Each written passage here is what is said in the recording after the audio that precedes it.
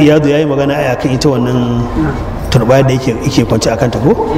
shi sai na iyadu yana cewa ita wannan kasar da ta ɗauki jikinsa ya ce mata a fadon min biga il ardi duk sassan kasa baki daya kasar baki yanka da kasar duniya baki daya dan wannan gurin da ya ɗauki jikin shugaba sallallahu alaihi wasallam ya fi ta girma a gurin ubangiji. Shi kuma yawon siyudi shi kuma abin da yake cewa wannan turbaya da ta ɗauki jikin shugaba alaihi salatu wasalam a gurin Allah ta fi Ka'aba girma.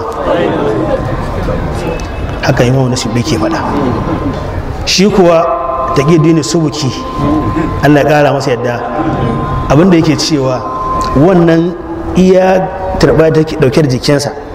alaihi salatu wasalam a gurin Allah ta fi al'arshi girma. Haka ya gaya mana. Shehu dan masani Allah ya kara masa yadda mai sharhin shiriniyar ce ya kawo ya ga wayannan bayanai kuma bai ga wani malami a duniya ya ce yana da wani ƙwanƙwashe akan maganar ta iyadu da imamu suyudi da Taqiyuddin Subki ba, ce bai ga wani wanda ya ce yana da wani ƙwanƙwashe akan wannan ba, saboda haka ya gane cewa ijma'in malamai ne akan haka, ijma'in malamai ne kan wannan abin da aka faɗa sallallahu alaihi wasallam.